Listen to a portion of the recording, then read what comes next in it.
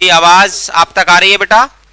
Comment में फटाफट से जी। गुड मॉर्निंग बेटा जीतू पचौरी, राधे राधे बेटा। सभी लोगों को मेरा प्यार भरा नमस्कार।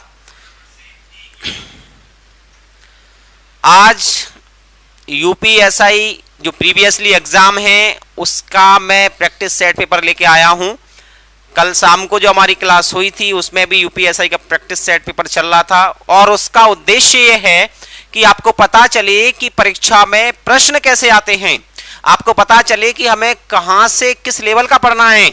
ठीक है, मेरी 2 क्लास हुई हैं और मैं जो प्रैक्टिस सेट करा रहा हूं और मैं आशा करता हूं कि ये 2 क्लास में ही से ही एसआई का जो प्रीवियसली पेपर है उसमें कुछ ना कुछ क्वेश्चन अपने मिलेंगे, जबकि मेरी कोई ज्यादा क्लास नहीं हुई है। चलिए, मैं बेटा हमेशा आपको जो क्लास में कुछ भी बताऊं आप ये मानना कि वो बहुत महत्वपूर्ण है ना। चलिए फटाफट से शुरू करते हैं। सब लोग रेडी हैं? सब लोग? विमल आवाज नहीं आ रही है? ओके, मैं देखता हूं बेटा, एक बार कंफर्म करता हूं। हाँ बिल्कुल बेटा, कपिल दीक्षित, जय हिंद बेटा, राधे राधे सभी को। बेटा एक बार मुझे निर्देशित करें, मेरी आवाज अच्छी से आ रही है आपको? मेरी आवाज अच्छे से आ रही है?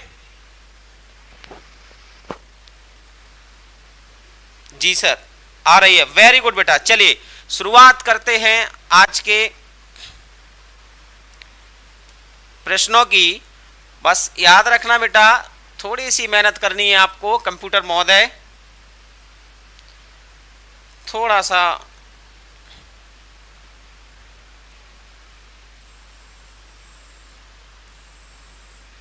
बड़ा करने के लिए बस इंतजार करना पड़ेगा, क्योंकि स्लाइड जो है वह छोटी बनी है। देखिए जरा, प्रश्न क्लियर दिख रहा है क्या? भारत की सबसे चौड़ी नदी ब्रह्मपुत्र तथा सबसे लंबी नदी गंगा है। वाक्य में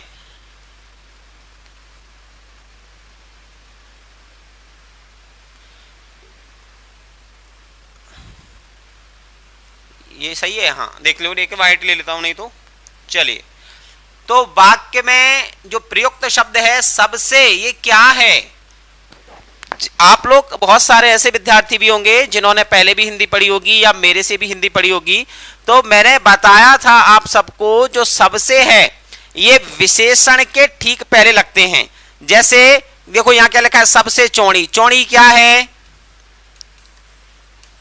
विशेषण, और विशेषण की विशेषता बताने वाले शब्द जो ठीक विशेषण के पहले आते हैं वह क्या कहलाते हैं? प्रविशेषण। Very good. देखो जरा, ये कहीं लिखा है क्या? पहला ऑप्शन ही है हमारा प्रविशेषण, इसलिए हम इसे सही करते हैं बच्चों। फटाफट से देख लो, ये है आपका पहला प्रश्न, और पहले प्रश्न का मतलब होता है कि विशेषण की विशेषता बताने वाले शब्दों को क्या कहते हैं? प्रविशेषण कहते हैं। एक उदाहरण मैं आपको और समझाता हूं। जैसे मैंने कहा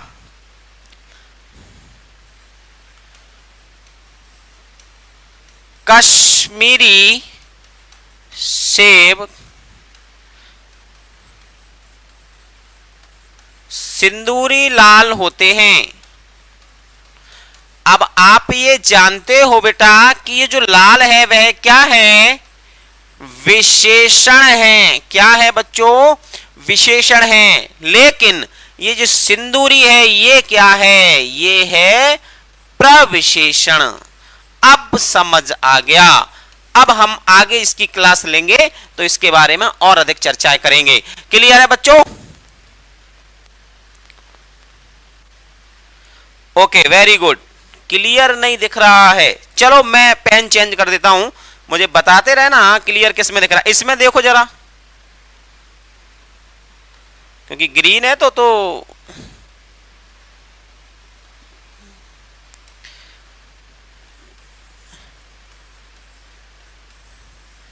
ये कलर तो समझ में आ रहा होगा शायद, है ना?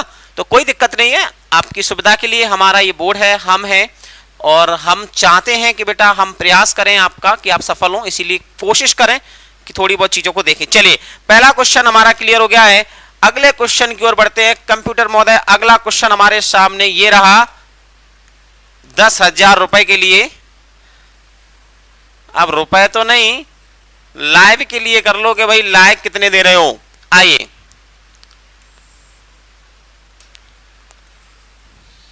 साफ साफ दिख रहा है।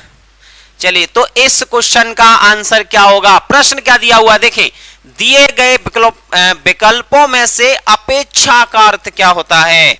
तो बच्चों यहां जो लिखा है अपेक्षा, और अपेक्षा का अर्थ होता है, अर्थ पूछा है अपेक्षा।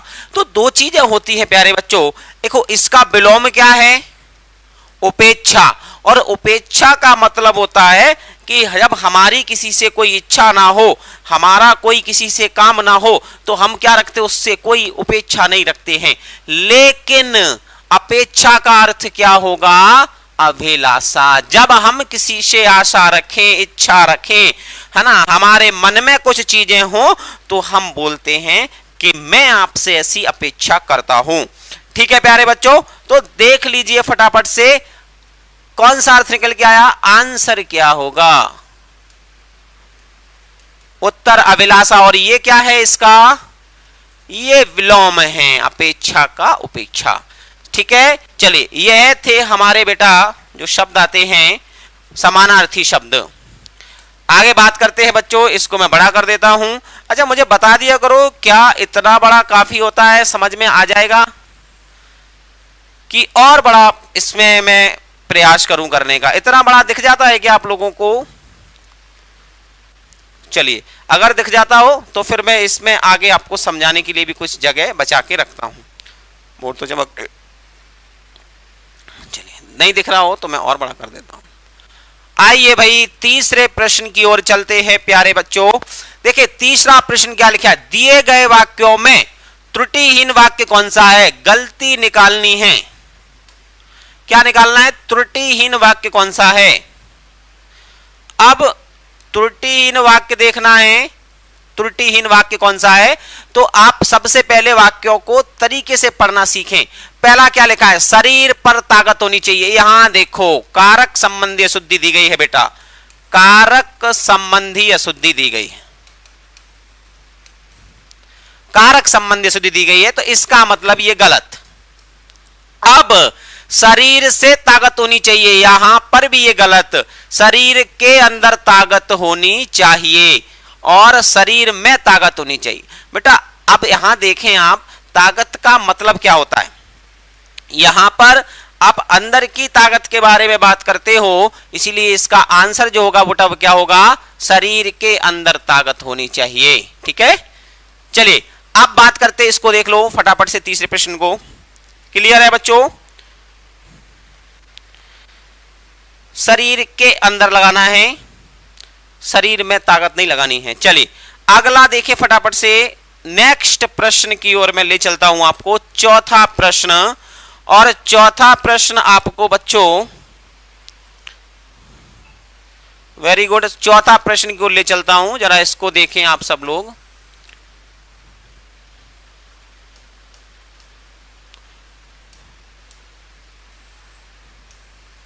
दिख रहा है साफ साफ? देख लो फटाफट से, क्लियर है? चलिए लिखा हुआ है, दिए गए विकल्पों में से कौन सा सब्ज बाग, एक बड़ा मुहावरा है, मुहावरे का नाम है सब्ज बाग दिखाना। यहां सब्ज बाग से मतलब होता है जब हम किसी को बहुत सुनहरे सुनहरे मौके, अवसर या सुनहरी सुनहरी चीजें दिखाने का प्रयास करते हैं, तो कहा जाता है कि भाई आप तो क्या कर रहे हो, सब्ज बाग कर रहे हो। अर्थात क्या कर रहे हो, क्या दिखा रहे हो? सब्जियों के बाग, गलत।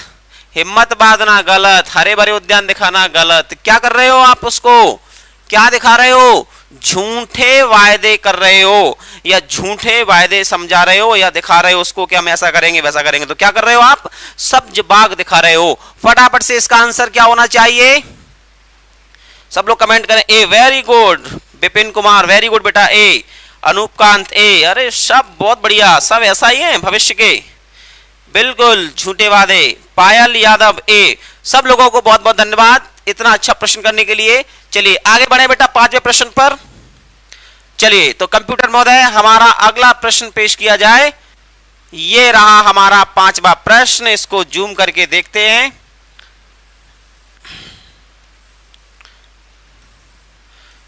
चलिए भाई ये जूम भी हो गया, फटाफट से देख लीजिए।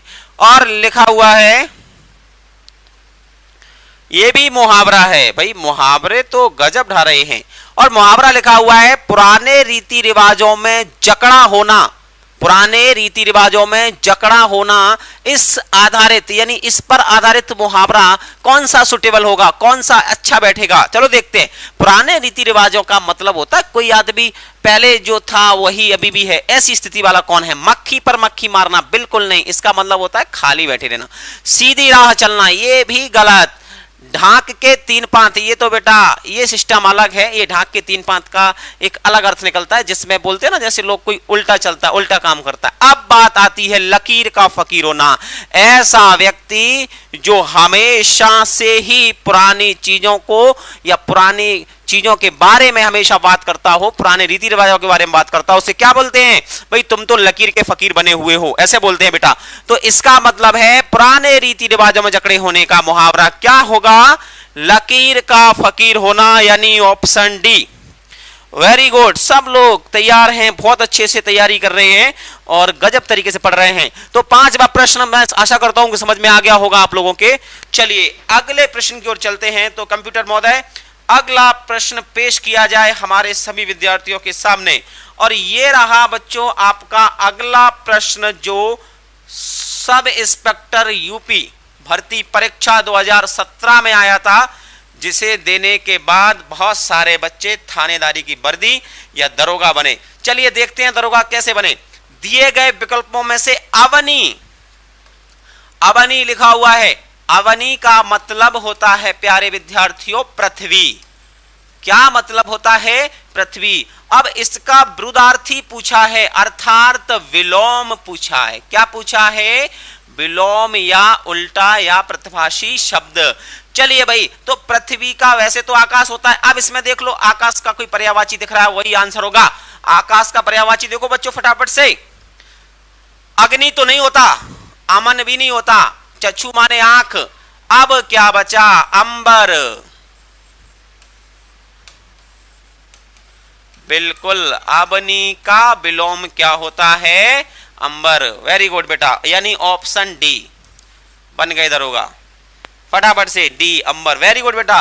चलिए मेरे साथ बहुत सारे दरोगा पढ़ रहे हैं, ये अपने आप में गौरवान्वित महसूस कराने वाला समय है, पल है। चलिए भाई नेक्स्ट स्लाइड लेके आते हैं। 8वें पे नहीं जाना है, अभी हमारा प्रश्न चल रहा है, 6वां हो गया ना। हाँ चलिए 7वें प्रश्न की ओर बढ़ते हैं। कंप्यूटर महोदय इसको बड़ा करने का प्रयास हम लोग करने जा रहे हैं, और ये देखिए फटाफट से बड़ा मैंने कर दिया है। इतना ही काफी है बच्चों, इससे ज्यादा मैं नहीं करूंगा। अब देखिए क्या लिखा हुआ है, स्त्रीलिंग छांटना है। अब स्त्रीलिंग छांटने के दो सबसे सरल और अच्छे उपाय सुन लीजिए। आप अगर किसी शब्द का स्त्रीलिंग या पुल्लिंग देखना चाहते हैं तो उसके साथ कोई विशेषण शब्द जोड़ के देखिए। क्या करके देखिए बच्चों, कोई विशेषण शब्द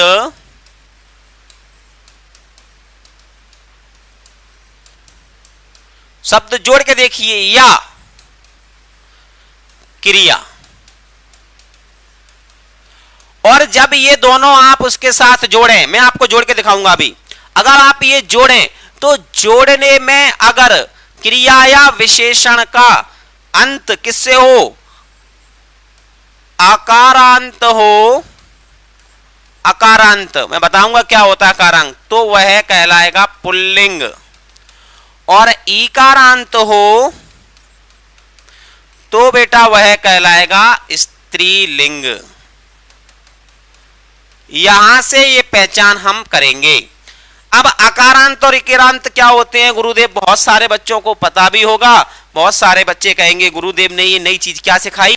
तो मैं बता दूं बेटा, जिन शब्दों का अंत आ से होगा उन्हें कहते हैं आकारांत, और जिन शब्दों का अंत ई से हो उन्हें कहते हैं इकारांत। ठीक है, तो इकारांत यानी जैसे मैंने कहा जाति, यह शब्द किससे खत्म हुआ है, इकारांत। मैंने कहा जाता, यह शब्द किससे खत्म हुआ है, आकारांत। समझ में आ गया, लास्ट में बड़ा आ लगा है।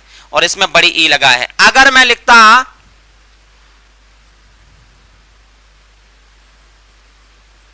कले, अब बताओ ये किससे खत्म हुआ है? छोटी ई से, तो इकारांत। ठीक है, इन्हें समझ में आ गया? ये प्रश्न आएंगे एग्जाम में, इसीलिए बता रहा हूं। चलिए, अब इतनी सारी चीजें बताने के बाद हम प्रश्न को सॉल्व करते हैं। चलिए भाई, अच्छा, पुदीना के साथ आप लगा के देख लीजिए विशेषण। पुदीना का रंग कैसा होता है? विशेषण रंग होते हैं, हरा होता है। हरा होता है या हरी होती है पुदीना? बताओ फटाफट से। अब आप कहेंगे गुरुदेव ये तो हरा होता है पुदीना, तो इसका मतलब है कि ये भाई पुल्लिंग है।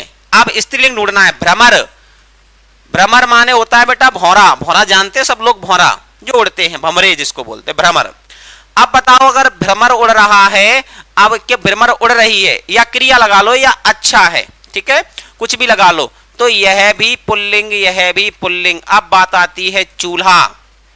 ठीक है, अब आपको बताना है चूल्हा, जैसे किसी ने बना दिया, चूल्हा बना दिया, चूल्हा जो कोई भी हो, अब बताओ अच्छा है या बुरा है, या अच्छी है या बुरी है? तो हम कहेंगे कि भाई हमारा चूल्हा तो क्या है, अच्छी है कि अच्छा है?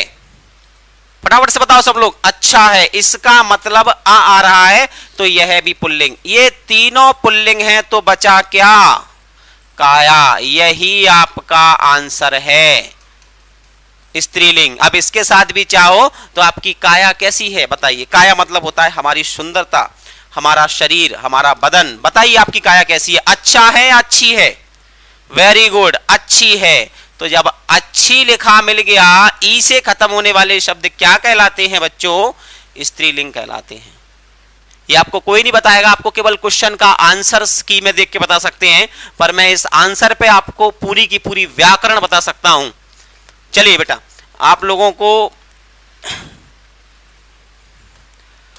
आइए भाई 8वें प्रश्न पर चलते हैं। क्या बात है, मुहावरे और लोकोक्तियों का तो क्या कहना। बहुत आते हैं बेटा ये प्रश्न, मुहावरे और लोकोक्तियों में बात किया करो अपने दोस्तों से खूब सारी, तब मजा आएगा। चलिए, काठ की हांडी बार बार नहीं चढ़ती, ये हम इसका प्रयोग अपने जीवन में बहुत बार करते हैं। जब किसी से ठग जाते हैं तो हम कहते हैं उससे, अरे भाई अब काठ की हांडी बार बार नहीं चढ़ती, एक बार तो ठग गए हम, अगली बार नहीं ठगेंगे। और अगर असली कोई ठग होगा तो वो बार बार उस काठ की हांडी को ठग सकता है या उसमें खिचड़ी पका सकता है। आइए देखते हैं, काठ की हांडी बार बार नहीं चढ़ती, इसका मतलब क्या? लकड़ी का बर्तन ऐसे काम नहीं करना है जो हमें लगे कि बिल्कुल सरल है। ठीक है, अगर आप इसको लगा रहे हैं तो समझ लीजिए कि आप परीक्षा देने के काबिल ही नहीं है। क्यों? क्योंकि शब्दों को थोड़ा बहुत तो आपको देखना पड़ेगा, आप छोटे मोटे पद के लिए नहीं, थानेदारी के लिए दावेदारी कर रहे हैं। और अगर सब इंस्पेक्टर बनना है तो अपनी बुद्धि का विकास करना ही होगा। अगला देखते हैं, छल कपट का व्यवहार हमेशा नहीं चलता। ये हो सकता है, परंतु अपन 2 क्वेश्चन और देखें, उसके बाद ही लगाएं, क्या पता इससे बेहतर विकल्प दिया हो या 2 एक जैसे अर्थ निकलने वाले शब्द दिए हों। चलिए, दुर्भाग्य की मार बार बार नहीं होती, ये गलत है। बुरे दिन हमेशा नहीं रहते, ये भी गलत है। अब हम फाइनल हो गए कि ऑप्शन बी बिल्कुल करेक्ट है। छल कपट का व्यवहार अगर हमसे कोई करता है तो ये बार बार या हमेशा नहीं चलता। हम एक बार तो ठग सकते हैं, एक बार तो किसी के छलावे में आ सकते हैं, पर बार बार नहीं आते। इसलिए हम कहते हैं काठ की हांडी बार बार नहीं चढ़ती। मेरे प्रिय साथियों, फटाफट से, बिल्कुल बहुत अच्छा, सब लोग बहुत अच्छे पढ़ रहे हैं, फटाफट से लाभ आ जाइए और अपने मित्रों को भी बताएं कि यूपीएसआई का प्रैक्टिस सेट चल रहा है, गुरुदेव पढ़ा रहे हैं। फटाफट से सारा शेयर कर लो 2 मिनट के लिए, है ना, अपनी वीडियो को या यूट्यूब को, जो मेरी वीडियो है उसको फटाफट से अपने व्हाट्सएप, फेसबुक और इंस्टा पर शेयर कर दे फटाफट से, है ना। बस इतना काम आप कर दो, बाकी का मैं आपको थानेदार बनाने की जिम्मेदारी ले रहा हूं। इतना काम कर सकते हो मेरे लिए, उसका कारण है, इसलिए कर दो क्योंकि देखो मैं पढ़ा तो रहा हूं। अगर यही चीजें और अधिक लोगों तक पहुंचे तो इसमें कोई बुराई नहीं है, है ना। भलाई अगर ऐसा होता है ना, जैसे एक बहुत बड़ा छाता होता है, उसके लिए 2 लोग खड़े हैं जबकि 100 लोग खड़े हो सकते हैं, तो क्यों ना हम औरों को भी भीगने से बचाएं, है ना। सब बढ़े, सब पढ़ें और सबको ज्ञान मिले, ऐसी कामना के साथ बेटा मैं हमेशा आगे बढ़ता हूं। चलिए बेटा आगे बढ़ते हैं, देखें इसका आंसर क्या मिल गया, ऑप्शन बी। Very good. चलिए कंप्यूटर महोदय, अगला प्रश्न, 9वां प्रश्न ये रहा आपकी कंप्यूटर स्क्रीन पर, और ये प्रश्न आपको मैं साफ साफ दिखाने के लिए बड़ा कर देता हूं, तो आशा करता हूं कि बहुत अच्छे से साफ साफ दिख रहा होगा प्रश्न क्या लिखा है। चलिए देखते हैं, 9वां प्रश्न पढ़ते हैं। प्रश्न लिखा हुआ है, लिखित भाषा में हम अपने विचार लिखकर प्रकट कर सकते हैं। ठीक है, यह वाक्य किसमें है? तो सबसे पहले जब भी कोई वाक्य पढ़ते हैं तो अंतिम शब्द देखा करो, अगर काल पूछते हैं तो। क्या लिखा है? ता है, ती है, ते है, लिखा है कुछ? ये लिखा हो या ये लिखा हो या ये लिखा हो। अगर इसमें से कोई भी लिखा है तो वर्तमान काल, और कौन सा वर्तमान होता है? सामान्य वर्तमान होता है। देखो जरा ऑप्शन में है क्या? ता है, ती है, ते है, कुछ है कोई? पूर्ण वर्तमान नहीं होगा, संभाव्य नहीं होगा, सामान्य भूतकाल नहीं होगा। ये रहा हमारा आंसर, सामान्य वर्तमान काल। पहचान, ता है, ती है, ते है अगर वाक्य के अंत में आता है तो वह क्या होगा बच्चों? Very good, option B, very good. Anoop Kant, फटाफट से मेरा काम कर दो, ठीक है, जल्दी से जल्दी, वरना मैं क्वेश्चंस फिर लेट कराऊंगा। हाँ, मैं रोक देता हूं यही, फिर नहीं। फटाफट से काम करो, 2 मिनट के लिए भले ही रेस्ट ले लो, चले जाओ, लेकिन मेरी वीडियो को अभी के अभी शेयर करो। फटाफट से शेयर करो सब बच्चे, व्हाट्सएप, फेसबुक, अपने दोस्तों को, एक एक को भी करोगे तब भी बहुत सारे लोगों तक मेरा ये ज्ञान, मेरी ये बातें पहुंच जाएंगी। बस इतना ही मैं आप लोगों से चाहता हूं मेरे प्रिय साथियों। चलिए साथ दें मेरा इस महाकुंभ में, और याद रखें अगर साथ देते हैं तो मैं इस भवसागर से आपको पार दिला सकता हूं। और ऐसा ही नहीं कि केवल हिंदी से ही आपको बहुत कुछ मिलेगा, लेकिन कुछ तो मिलेगा। जैसे हमारे बुजुर्ग कहते थे कि जीवन के लिए पैसा सब कुछ नहीं है पर बहुत कुछ है, वैसे ही हिंदी हो सकता है कि 200 नंबर की या 400 नंबर की नहीं है, पर बहुत कुछ है, 100 अंक दिलाएगी आपको। चलिए अब बात करते हैं बच्चों, अगले प्रश्न की ओर चलते हैं। 10वां प्रश्न आपकी कंप्यूटर स्क्रीन पर ये रहा, और ये जो प्रश्न है इसको मैं बड़ा कर देता हूं जिससे आप इसे साफ साफ देख पाए। चलिए बेटा, ये आ गया अलंकार, और अलंकारों की तो बात ही क्या कहनी, हिंदी में अगर कुछ मजेदार है तो वह अलंकार ही है। अलंकार में क्या लिखा है, पढ़ते हैं। मैं तो चंद्र खिलौना ले हूं। अब यहां देखो भाई, ये भगवान श्री कृष्ण भले ही कह रहे हो, लेकिन आप सोचें इस चीज के लिए, मैं तो क्या ले हूं? चंद्र खिलौना, यानी चंद्रमा को क्या कह दिया उन्होंने? खिलौना।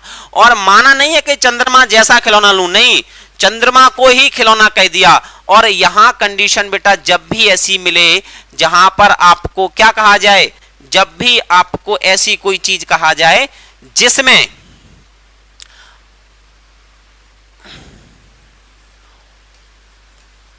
उपमान को उपमेय मान लिया जाए या उपमान को उपमेय कह दिया जाए, तो यहां पर इन्होंने क्या कह दिया है? चंद्र को ही खिलौना कह दिया है। और जब ऐसी स्थिति आती है तो आता है रूपक अलंकार।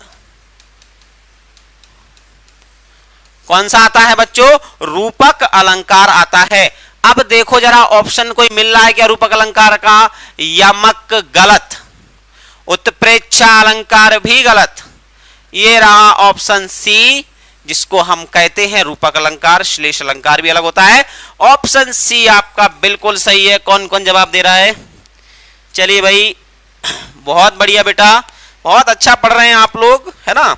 मैं कोशिश करूंगा कि आप इतना अच्छे से पढ़ें और अपनी सफलताओं की ओर अग्रसर हों, आगे बढ़ें।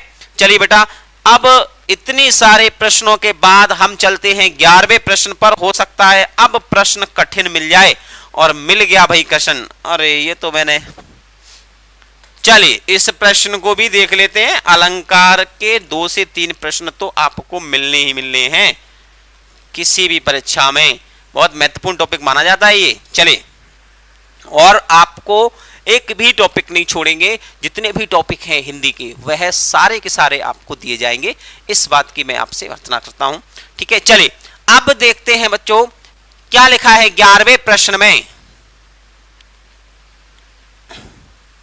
11वां प्रश्न कह रहा है, जहां उपमेय में उपमान की संभावना क्या हो? संभावना। संभावना का मतलब होता है जैसे कि मैथ में मानते हैं ना कि माना x plus y is equal to 5 है, जबकि कोई कंडीशन नहीं है कि x प्लस वाई बराबर 5 हो। लेकिन मान लिया अगर इस कंडीशन पर कोई भी चीज चल रही है तो यहां पर 3 हो सकता है, यहां 2 हो सकता है, यहां 1 हो सकता है, 4 हो, कुछ भी हो, पर ये है तो ये क्या किया हमने, इसको माना।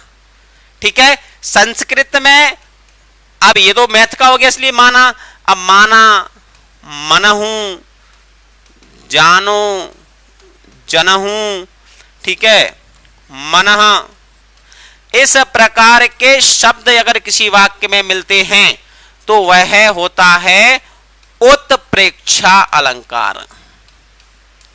कौन सा होता है, उत्प्रेक्षा अलंकार। जैसे अपन कहे ना, कहते हुए यो उत्तरा के नेत्र जल से भर गए, मानो हिम के कणों से पंकज हो गए जन। अब यहां पर मैंने क्या लगाया, मानो। जैसे ही मानो आया कौन सा अलंकार हो गया, उत्प्रेक्षा अलंकार हो गया। कौन सा हो गया, उत्प्रेक्षा अलंकार हो गया। तो आंसर उत्प्रेक्षा देख लो फटाफट किस में है, ऑप्शन डी उत्प्रेक्षा अलंकार। फटाफट से लगा डालो, आंसर सही, 1 नंबर और जुड़ गया आपकी लिस्ट में।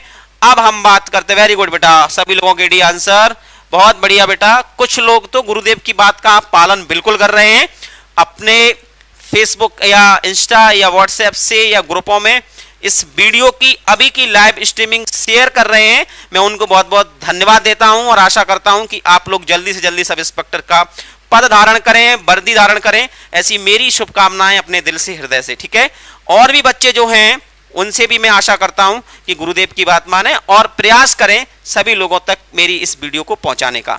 ठीक है, धन्यवाद बेटा। अगला देखें, 12वां प्रश्न, हम चलते हैं 12वें प्रश्न की ओर। और 12वां प्रश्न बढ़ा करके देखें कि क्या दिया है इसमें।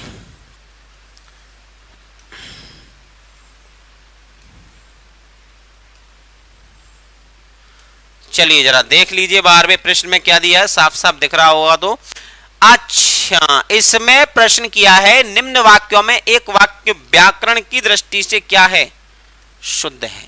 यानी बाकी के 3 वाक्य बेटा गलत होंगे, इस बात को आप तय मानिए। अगर बाकी के 3 वाक्य गलत हैं तो वह ढूंढने हैं और शुद्ध कौन सा है। सबसे पहला वाक्य देखते हैं, गर्मी की उमस के बाद वर्षा शुरू हुई। गर्मी शब्द सही लिखा है कि उमस के बाद, गर्मी की उमस होती है के बाद वर्षा शुरू हुई। देखते हैं आगे वाला पढ़ते हैं, क्या पता इससे भी सुंदर ये हो। विश्वनाथ अपने परिवारियों, गलत, हटिए। कई सालों से निर्मला के मन में तीर्थ यात्रा की बड़ी लालसा थी।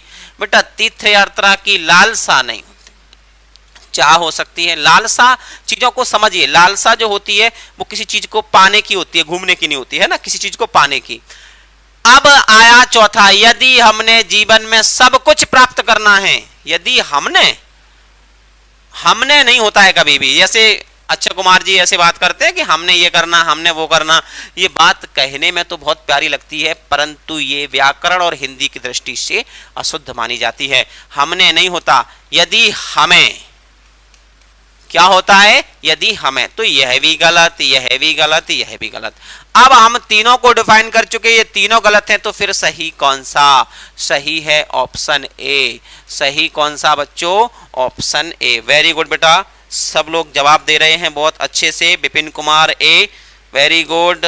रिया राजपूत, बिल्कुल बेटा ए, थैंक यू वेरी मच। आप लोगों के जवाब बिल्कुल सही आ रहे हैं, कमेंट करके फटाफट से देते जाएं। जीतू पचौरी ए, वेरी गुड। और ये भी बताते जाएं, बहुत अच्छा लग रहा है। कैसा क्या फील हो रहा है आप लोगों को, प्रश्नों के क्लियरिफिकेशन कैसे जा रहे हैं, प्रश्न आपको कैसे समझा रहा है। ऐसा तो नहीं केवल ऑप्शन लगा दिया ए और काम हो गया।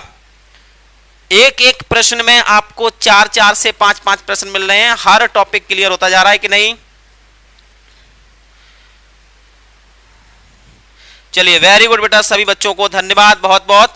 फटाफट से और भी जुड़ते जाएं, अच्छा लगने लगा है अब। हाँ, ऐसे जुड़ेंगे तो अच्छा भी लगता है। चलिए अब हम इसको देखते हैं बढ़ा करके। 13वां प्रश्न ये रहा आपकी कंप्यूटर स्क्रीन पर। चलिए आज हम खेल रहे हैं एचडी कैंपस कौन बनेगा दरोगा। करोड़पति तो नहीं बना सकते पर दरोगा बना सकते हैं। चलिए तो दरोगा की खातिर 13वां प्रश्न आपके सामने ये रहा आपके कंप्यूटर स्क्रीन पर। प्रश्न थोड़ा सा टेढ़ा है, व्याकरण की दृष्टि से कम, आपकी बुद्धि की क्षमताओं से अधिक ये प्रश्न आगे बढ़ा है। लिखा क्या है, चलिए ठीक है, पेन चेंज करो गुरुजी। जितेंद्र कुंतल बेटा, और कौन सा कलर आपको इससे क्लियर दिखेगा मुझे बताएं जरा। देखिए जैसे अगर मैंने लिखा सबसे साफ मेरे हिसाब से तो यही चल रहा है, उसके बाद अगर पेन चेंज करेंगे तो मैं फिर कलर 2-3 देख लेता हूं। बताओ फटाफट से, एक साफ जो भी दिखे बच्चों आपको, मैं उसी पेन से आपको लिखा सकता हूं।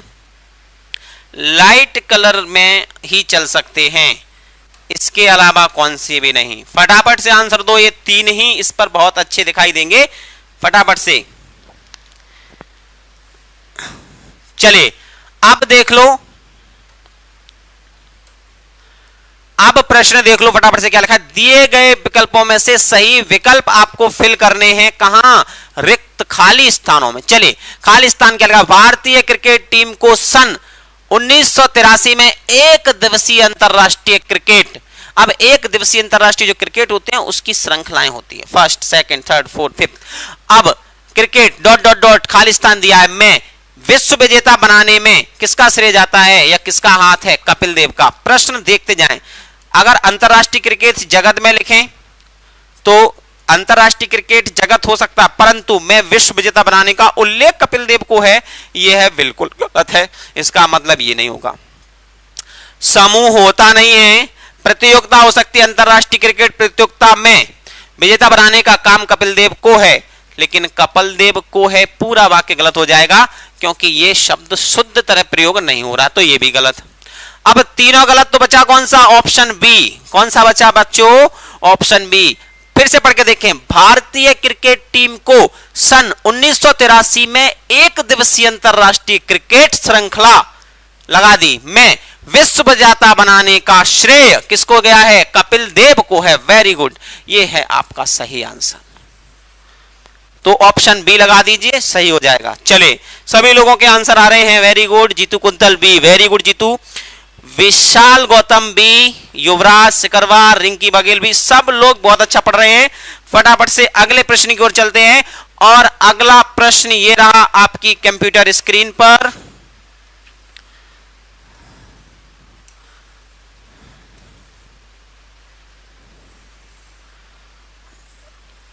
और ये लिखा हुआ है, दिए गए विकल्पों में से पुल्लिंग शब्द। अभी थोड़ी देर पहले हमने बेटा स्त्रीलिंग शब्द को पहचानने का प्रयास किया था, उसी ही विधि से आप लोग इसे भी पहचानने का प्रयास करें।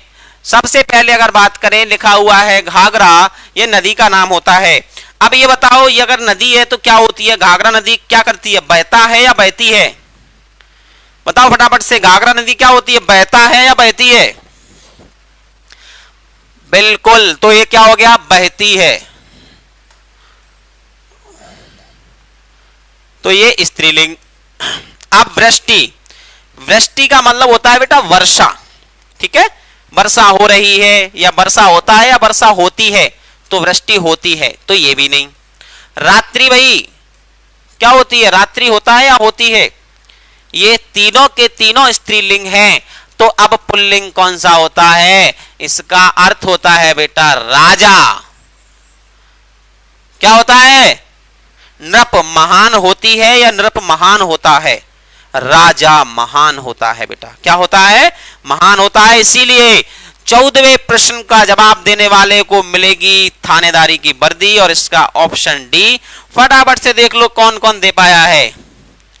नृप माने, अर्थ समझ गए, नृप का क्या होता है, नृप माने होता है राजा, किसी प्रजापति या किसी भू या क्षेत्र का स्वामी क्या कहलाता है, नृप कहलाता है। नृपेंद्र, नृप धन इंद्र, यानी नृपों के राजाओं को क्या कहते हैं, नृपेंद्र कहते हैं। नृप माने होता है राजा। चलिए बेटा, ओके, वेरी गुड, सब लोग बहुत बढ़िया काम कर रहे हो। अब मुझे लग रहा है, हाँ बेटा, मेरे प्यारे विद्यार्थियों ने मेरा साथ देना शुरू कर दिया है। ओके, अब मुझे लग रहा है कि मैं आपको और बेहतर पढ़ाने का प्रयास करूं। चलिए अब हम चलते हैं बेटा हमारे अगले प्रश्न की ओर।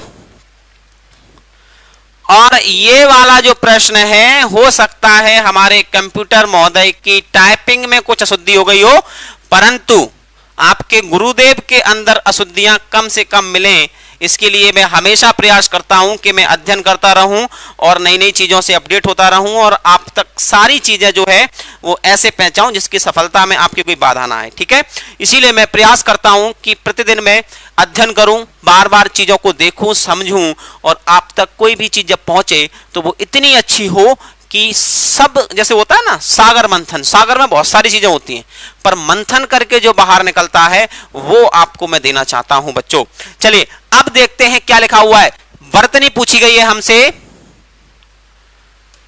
वर्तनी पूछी गई है। क्या वर्तनी पूछी गई है भाई? त्रुटि देखना है, इस शब्द में किसमें से त्रुटि नहीं है बेटा।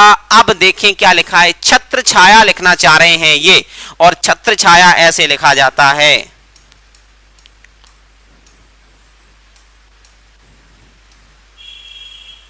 ऑप्शन देख लो फटाफट से, छत्र छाया में कौन सा ऑप्शन है? गलत है बेटा सबका, बी गलत है, बी गलत है,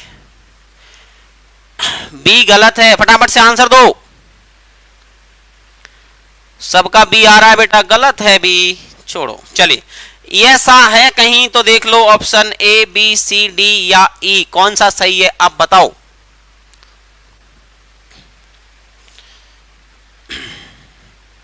आंखें मूछ के जवाब मत दिया करो, थानेदार बनने वाले हो, थोड़ा सोच समझ के जवाब दिया करो। सी गलत है बेटा,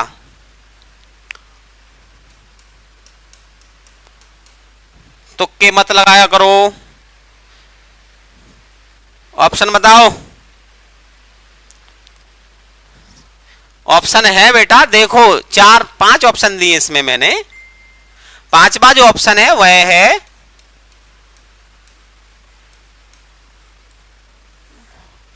अब बताओ कौन सा ऑप्शन सही है। सभी गलत नहीं है बेटा, ध्यान से देखो ऑप्शन, ऑप्शन लिखे हैं ए बी सी डी ई, सारे गलत नहीं है। ओके, अनूप ई, वेरी गुड बेटा। पायल यादव ई सही है, वेरी गुड। अब आए आंसर सही सही, बिल्कुल वेरी गुड बेटा, बहुत अच्छा। चलिए अब आपको समझ में आ गया कि भाई ये वाला सही है। अब कभी भूलोगे छत्र छाया लिखना। चलिए अब मैं आपको एक दो प्रश्न और बताना चाहता हूं। जैसे अगर प्रश्न में ऐसे छत्र छाया मिल जाए, अगर आपसे कहा जाए कि भाई उज्जवल लिख के दिखाओ, उज्जवल, या प्रश्न मिल जाए और आपसे कहा जाए कि आपको लिखना है उज्जवल, उज्जवल देखो फटाफट से,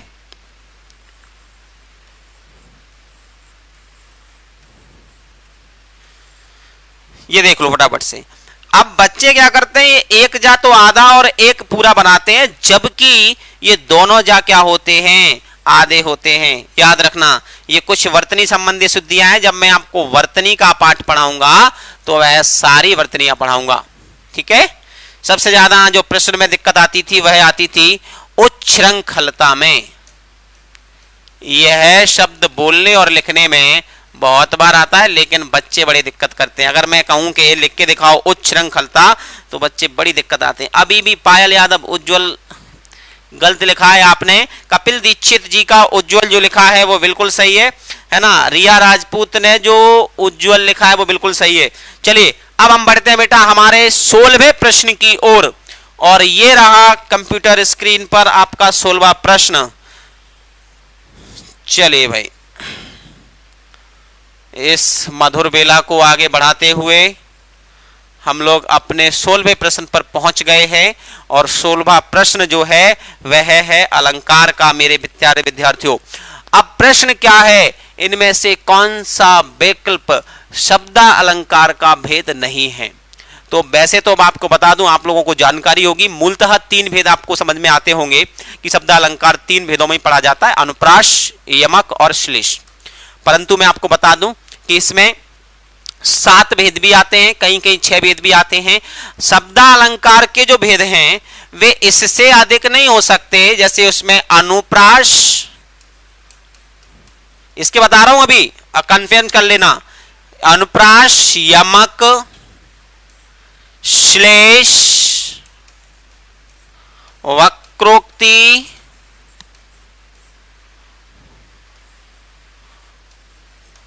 पुनरुक्ति प्रकाश, पुनरुक्ति त्रुटि आभास और बीप्सा 1 2 3 4 5 6 और 7 ये है भाई आपके शब्दालंकार। अब ऑप्शन देख लो कि इनमें से कौन सा नहीं मिल रहा है, वही आंसर होगा भाई। अनुप्रास मिल रहा है क्या? ये रहा, ये तो नहीं है, ये तो शब्दालंकार ही है। यमक मिल रहा है क्या? बिल्कुल। ये श्लेष मिल रहा है? ये नहीं मिल रहा। कौन सा नहीं मिल रहा है? रूपक। ये कौन सा है? अर्थालंकार है मित्रों। ये क्लियर हो गया हो सबको? मजा आ गया हो तो फटाफट से कमेंट में बोलें कि गुरुदेव बहुत अच्छा चल रहा है क्लास, आपने बहुत अच्छे से बताया है, वरना मैं और इसको डिफाइन कर सकता हूं। कैसा लगा आप लोगों को आज का ये सेट पेपर? आप लोगों को समझ आ रहा है मेरे प्यारे विद्यार्थियों? सभी लोग बहुत अच्छा, बहुत बढ़िया बेटा। कोशिश करना है इस महाकुंभ को इतना आगे लेके जाना है कि हम लोग, हमारी ये मेहनत इतनी रंग लाए कि जमाना देखिए कि हाँ, गुरुदेव की मेहनत ने कितना बहुत कुछ किया आप लोगों के लिए। आप लोगों का बस सिलेक्शन हो जाए, ऐसी आशा के साथ मैं पढ़ा रहा हूँ और आशा करता हूँ प्रभु से, राधे राधे से, श्री कृष्ण से कि आप लोगों को वह अवश्य सफलता दिलाए। आप लोग प्रयास करें, हमारी मेहनत के साथ हमारे द्वारा किए गए जितने भी एक्सपेरिमेंट हैं वो सब आपको सफलता दिलाने का प्रयास करेंगे। ओके, जय माता दी बेटा। सब लोग बहुत बढ़िया सुन रहे हैं, बहुत अच्छा देख रहे हैं। चलिए अब हम चलते हैं हमारे 17वें प्रश्न पर, और 17वां प्रश्न ये रहा आपकी कंप्यूटर स्क्रीन पर। चलिए इसको बड़ा कर लें।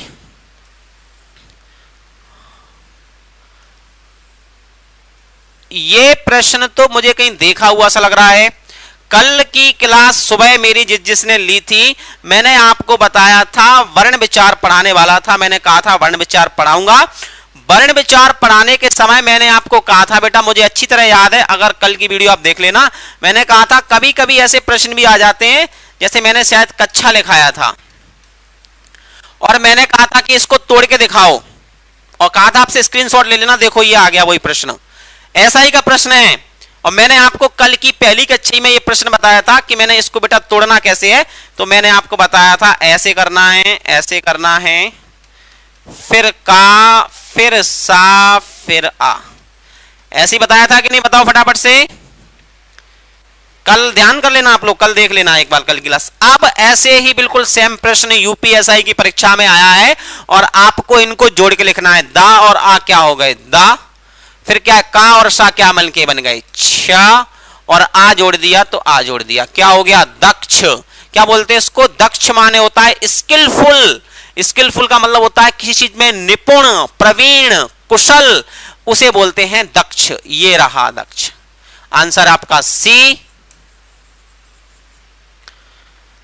हाँ भाई, तो प्रिय विद्यार्थियों फटाफट से आगे चलते हैं अगले प्रश्न की ओर।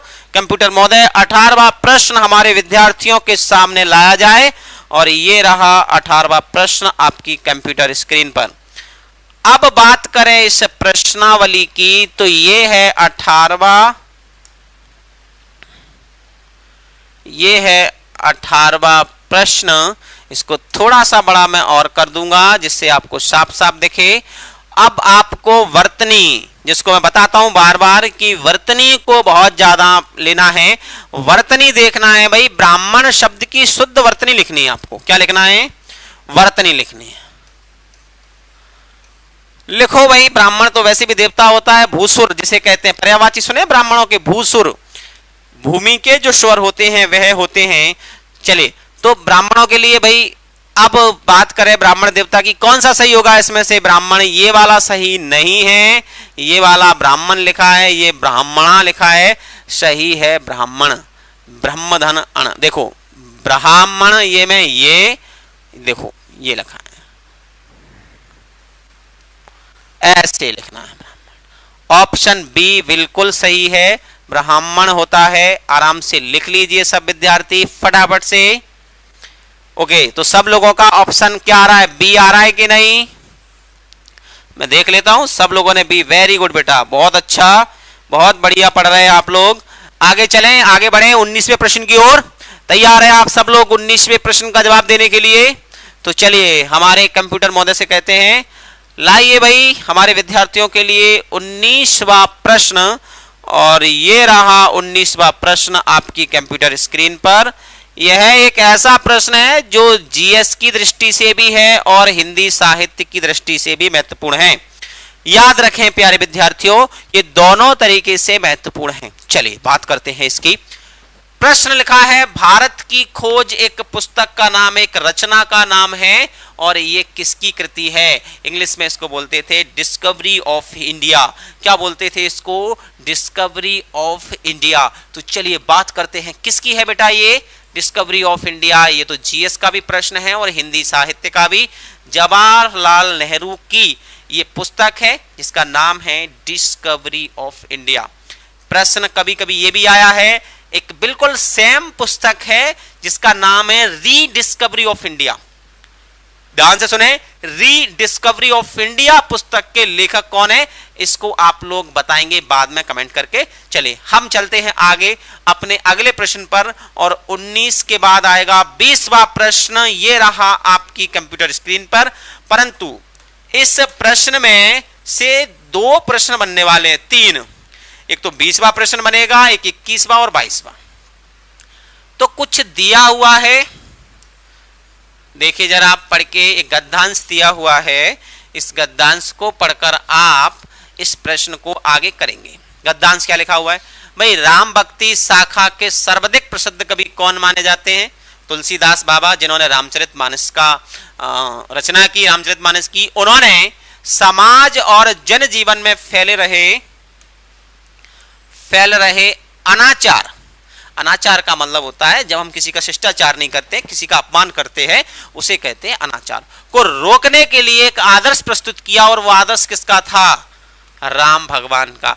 ऐसे आदर्श रूप को प्रस्तुत किया कि जो व्यक्ति परिवार, समाज और राजनीति में अपनी आदर्श और मर्यादाओं का क्या कर सके? स्थापना कर सके। Very good.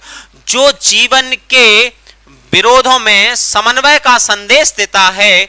भारतीय समाज ऐसे राम को पाकर क्या हो गया है? मध्य युग की इस बर्बरता, बर्बरता का मतलब होता है बोला नृशंस कर दिया, हत्या वगैरह बहुत बुरी तरीके से नृशंस कर दिया, में भी जीवित रह सकता है। चलिए बच्चों, आपने पढ़ चुके हैं तुलसीदास के द्वारा, या तुलसीदास की थोड़ी सी इसमें तारीफ, उनके द्वारा जो प्रयास किए गए समाज के सुधारक में, उनके बारे में दिया गया है। भगवान राम के बारे में दिया गया है। समाज की स्थिति में राम के जीवन को इतना अच्छा बताया गया है कि इस जीवन में जो बर्बरताएं हैं, जो नृशंस काम होते हैं, उनमें भी राम के कारण बहुत सारी संभावनाएं हैं जीवन की। चलिए बेटा, अब इसके प्रश्न पढ़ते हैं। पहला प्रश्न इसका मिलेगा आपको, ये रहा 20वां प्रश्न, उसी पैराग्राफ या गद्यांश से जुड़ा हुआ। आप लोग भली भांति देख चुके हैं, मैं उसको सारा पढ़ चुका हूं। अब देखें 20वां प्रश्न जो दे दिया है, जो व्यक्ति परिवार, समाज और राजनीति के आदर्श मर्यादाओं की स्थापना करते हैं, जो जीवन के विरोधों में समन्वय का संदेश देते हैं, यहां तक एक है। और इसमें पूछा गया है कि इसमें ब्राह्म चिन्ह कौन कौन से हैं। तो सबसे पहले तो हम लोगों को यह करना है, ढूंढना कुछ नहीं है, पहले तो ब्राह्म चिन्ह ढूंढना है। तो ब्राह्म चिन्ह कौन कौन से हैं? चिन्ह देख लो पहले तो। एक तो ये चिन्ह लगा है, ठीक है, या कोई भी एक ये लगा है, एक ये लगा है, और अंत में एक ये लगे, 2, ठीक है। सिमिलर है इसीलिए एक एक गिना जाएगा। जैसे कॉमा 2 बार आया है तो एक बार, ये चिन्ह भी, इसको अवतरण चिन्ह या उद्धरण चिन्ह कहते हैं, ये भी एक बार, और एक बार गिनेंगे पूर्ण विराम को, ठीक है। 3 है। कितने वर्ण हैं? 3। कौन कौन से हैं? चिन्ह देख लो फटाफट से। सबसे पहले जो दिया है ये वाला, इसको बोलते हैं अवतरण या उद्धरण, ठीक है, ये बोलते हैं। दूसरा दिया है कॉमा, जिसको बोलते हैं अल्प विराम, अल्प विराम, ठीक है। अगर ऑप्शन में अल्प विराम ना हो तो अर्ध विराम लगा सकते, लेकिन अर्ध विराम का जो चिन्ह होता है बच्चों, वह ऐसा होता है, इसको बोलते हैं अर्ध विराम। अब तीसरा जो चिन्ह दिया है, यहां पर जो डंडा खिंचा रहता है, हिंदी में इसको बोलते हैं पूर्ण विराम। क्या बोलते हैं प्यारे विद्यार्थियों? पूर्ण विराम। अब देख लो जरा, कोई भी ऑप्शन में ये तीनों मिल रहे हैं क्या? अवतरण मिल रहा हो, अल्प विराम मिल रहा हो और पूर्ण विराम मिल रहा हो। हाँ, ऐसा कर सकते हैं। अगर अल्प विराम नहीं मिल रहा हो तो अर्ध विराम लगा सकते हैं, परंतु शुद्धता के लिए आपको अल्प विराम लगाना है। देखें, अर्धविराम लिख रहा है यहां पर, एक मिनट रुक जाओ, चलो कोई दिक्कत नहीं है, वो आ गए होंगे, एक मिनट, चलिए देखें, अर्धविराम लिखा है, पूर्णविराम लिखा है, अवतरण लिखा है, ठीक है। पहले वाले का तो मुझे काम लग रहा है, लेकिन लाघव चिन्ह कहीं है नहीं, अल्पविराम यहां सही लिखा हुआ है, प्रश्नवाचक चिन्ह नहीं है, अर्धविराम और अल्पविराम दोनों नहीं है। अगर मैं वास्तविकता से कहूं जाऊं तो इनमें से कोई भी ऑप्शन सही नहीं है बच्चों, कहीं ना कहीं प्रश्नावली या जो सेट पेपर था उसमें टाइपिंग मिस्टेक हुई है। ऐसा नहीं कि हमारी तरफ से, हो सकता है कि कहीं ना कहीं आयोग में भी ये गलती हुई हो, क्योंकि इन्होंने अर्धविराम और अल्पविराम को जब डिफाइन किया है, लेकिन यहां कोई भी चिन्ह अर्धविराम का नहीं है। ऑप्शंस क्या होने चाहिए थे? अवतरण चिन्ह, अल्पविराम और पूर्णविराम, जो कि नहीं दिए गए हैं। फटाफट से इसको क्लिक कर लो, स्क्रीनशॉट ले लो फटाफट से इसका। हालांकि ये दो बॉक्स आ गए हैं, इसकी वजह से मैं आपको थोड़ा सा और क्लियर कर देता हूं।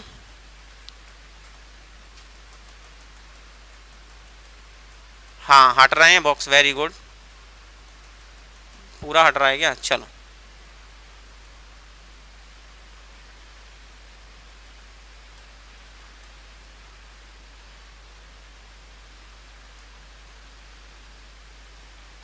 चलिए, हो गया फटाफट से। अगला हम चलते हैं, अगले प्रश्न की ओर बढ़ते हैं। अगला प्रश्न है 21वां, उसी पैराग्राफ से बेटा 22 तक क्वेश्चन उसी पैराग्राफ से आएंगे जो गद्दान सपुन ने पढ़ा था ना तुलसीदास जी के बारे में, और भगवान राम की उसमें बताई थी कि उनके द्वारा जो शिष्टाचार, जो मर्यादा समाज को प्रस्तुत की गई, वह एक आदर्श जीवन था, और उसकी संबंधित हम चीजें पढ़ेंगे। चलिए, प्रश्न है 21वां, संत कवि ने, संत कवि मतलब भगवान तुलसीदास की बात हो रही है, या कहें कवि तुलसीदास की बात हो रही है, ने किसके जीवन की रचना की, या किसके जीवन पर रचना की थी? तो ये आंसर ऐसा है कि इसको 99.9% लोग बिल्कुल सही लगाएंगे।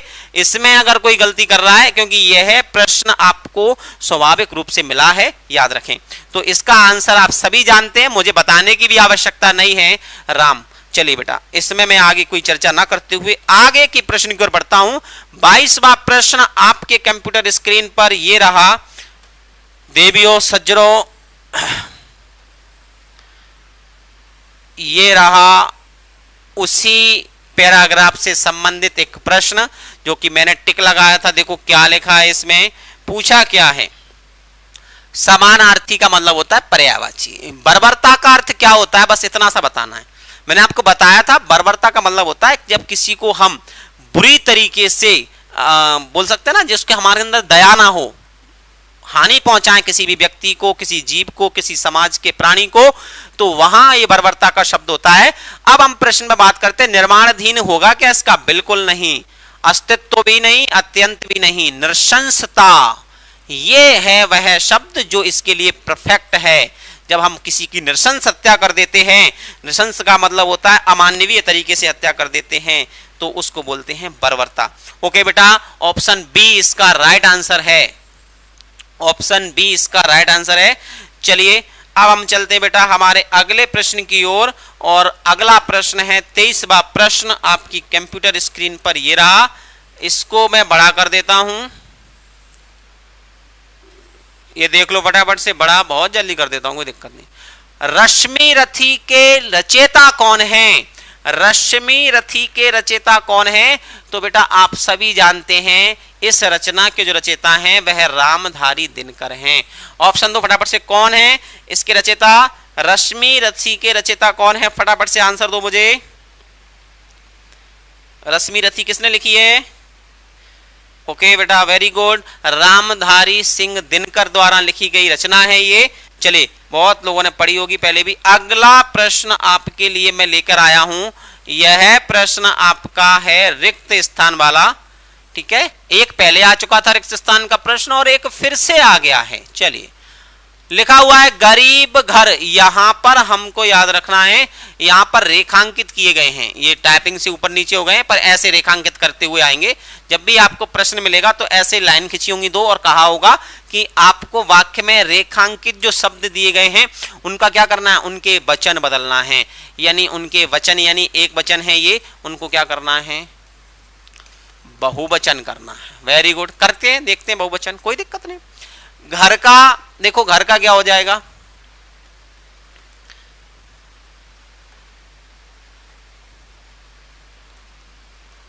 चले घर का क्या हो जाएगा, गरीब घर। अब गरीब घरों के लोगों, अगर अपन को बहुवचन बताना है तो याद रखना, एक तो आ जाएगा घरों, घरों और एक आ जाएगा लोगों। ठीक है, ये गलत है, ऐसे नहीं लिखा जाता है। घर एक, ये एक वचन हो गया, ये बहुवचन हो गया, ये भी गलत। यहां पर ये एक वचन है और ये बहुवचन है, ये भी गलत। यहां दोनों ही बहुवचन है, इसका मतलब ऑप्शन डी आपका बिल्कुल सही है। यहां दोनों फिट कर दीजिए सब लोग। वेरी गुड, सब लोगों के जवाब आ रहे हैं, जवाब आ रहे हैं। पायल यादव, बिल्कुल डी ऑप्शन बेटा बिल्कुल सही है। जीतू कुंटल, वेरी गुड बेटा।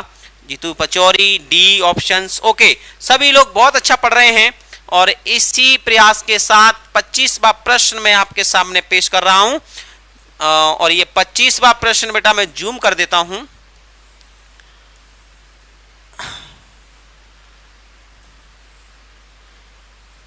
ज्यादा समय न लेते हुए आपको सभी प्रश्नों से अवगत कराने का प्रयास बेटा मैं कर रहा हूं। यहां आपको पढ़ना है समानार्थी, यानी पर्यायवाची के बारे में बात हो रही है।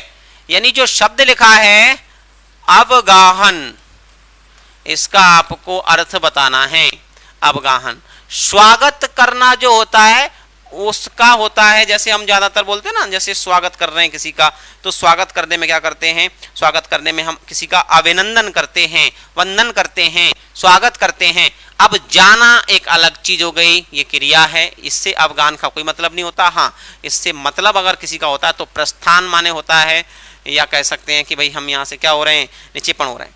आसन, आसन का मतलब होता है विराजमान या बैठना, कहीं भी एक आसन लगा दिया।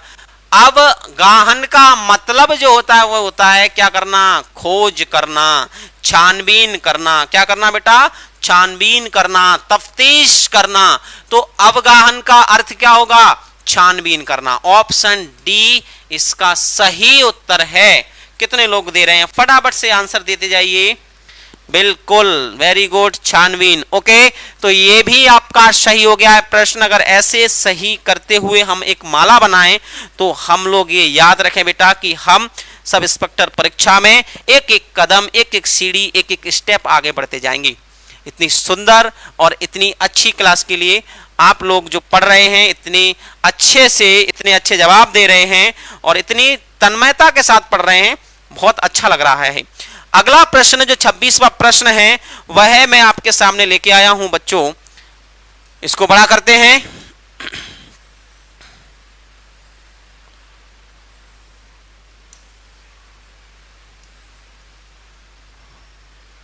चलिए प्रश्न पढ़ते हैं, क्या लिखा हुआ है।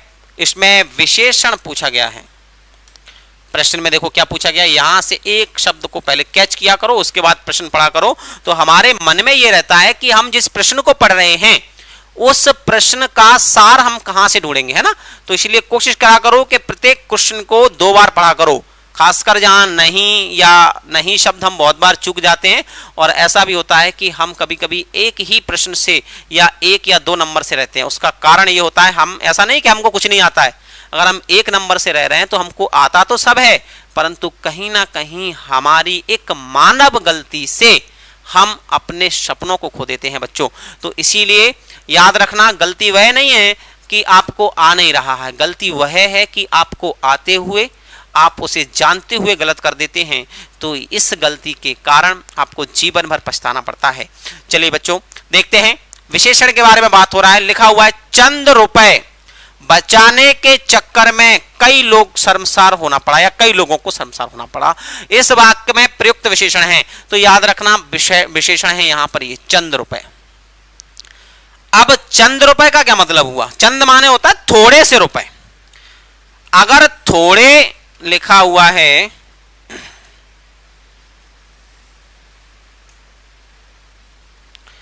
अगर लिखा हुआ है